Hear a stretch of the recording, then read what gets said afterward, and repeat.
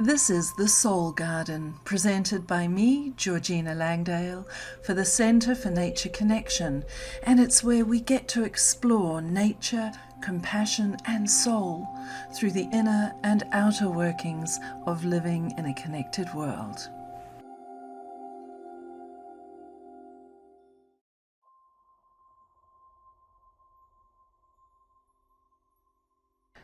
Today I'm thinking about conscious dying in a death-phobic society. You know, as a society, our reluctance to confront death and dying, it leads to a kind of unconscious phobia about discussing the things that can bring comfort when the end comes. Through the coaching work that I do that supports people coming to terms with their own mortality, and as a non-medical end-of-life carer who has had the great privilege of supporting people and their families in the final stages of life, I see signs of death phobia in society everywhere around me, and it saddens me greatly. We seem, to be afraid of accepting the reality that dying, it's a natural part of living. This fear of death manifests in an unwillingness to even discuss it. It pushes death further away and makes fear of the unknown even more palpable. This death denial can hinder deep and really soulful connections when it matters most. But it doesn't have to be this way. Conscious dying is a term that's starting to weave its way into the zeitgeist, but what does it actually mean? And like hospice staff and palliative care providers, I'm also being increasingly asked that question. Some people, they believe that conscious dying is akin to the concept of natural childbirth. No drugs, no interventions, you're just right there living it at the coalface of experience. Others wonder if it means you'll be poked and prodded to be kept awake throughout the dying process. And some have even asked if it's another term for voluntary euthanasia. I don't think it's any of these things. The simplest way to describe it is that conscious dying, or dying consciously, is being aware and awake to the fact that dying is a natural part of life.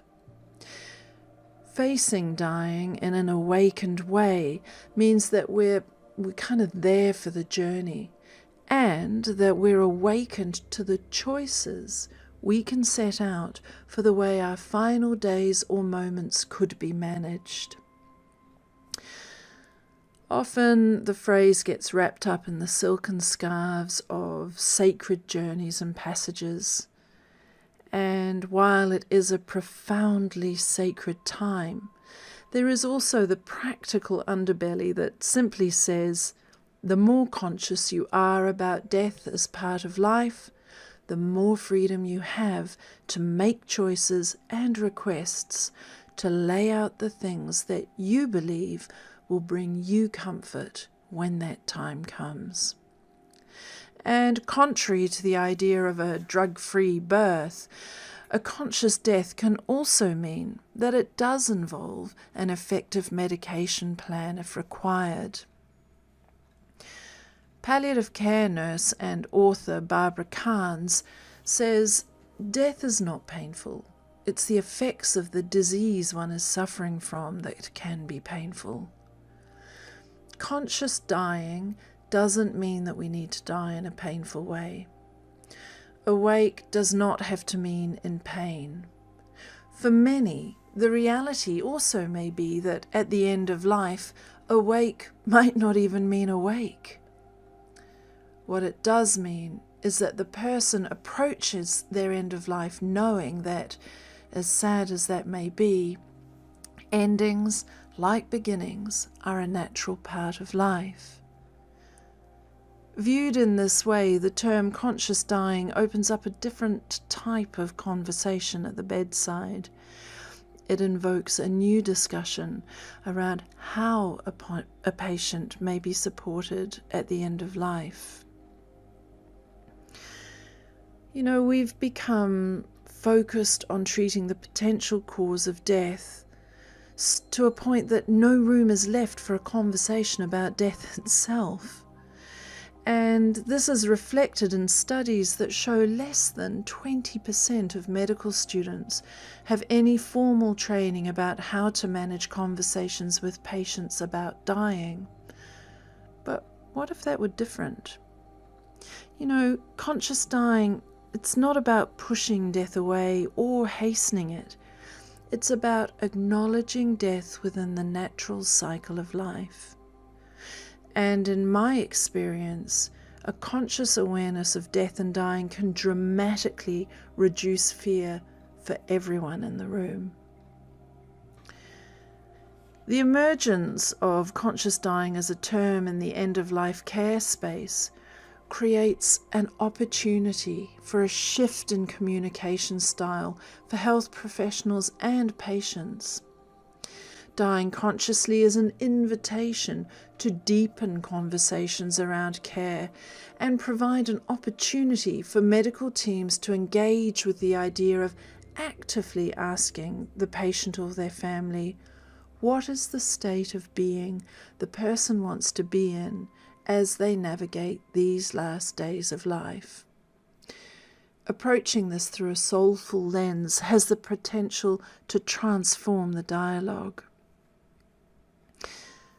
The modern medicine paradigm presents a range of options for pain management at the end of life. And palliative care and hospice staff understand intimately that the balance of sedative side effects of medication versus symptom control, and knowing what side the patient would prefer to lean on if it comes to it, is vital. And the patient is entitled to ask about the options available. And a great first question can be as simple as, what are the options I have for pain medication? Patients are entitled to communicate their wishes for the medical and non-medical ways they want to approach their death. So another valuable part of the discussion between health professionals and family members of the dying is about the dying process itself. This can help those to better understand the natural process of the body as it winds down towards death, and therefore understand that some things they may observe are not the effects of medication, they are simply the lived experience of dying. In the natural carer end-of-life training that I offer, we really look at the conscious choices we make and can make as we prepare for the end of life. We look at how we can prepare for the future from a practical and also from a deeper and more soulful perspective. We look at how we can capture and understand the things that will bring someone comfort in their final moments, and what those final moments may look like, so that health professionals, caregivers, and family members can support the person's consciously made choices as faithfully as possible. I believe that, death is part of life and not something to be pushed away. And it's not about ending in extreme pain, but it is about a sense of being there at the crossing over. To me, dying consciously means if pain medication is needed, let it be the medication that lets me be there for the journey.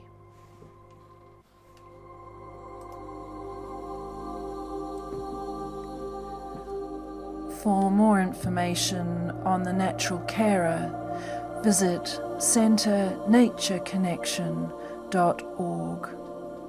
I'm Georgina Langdale, and this is The Soul Garden.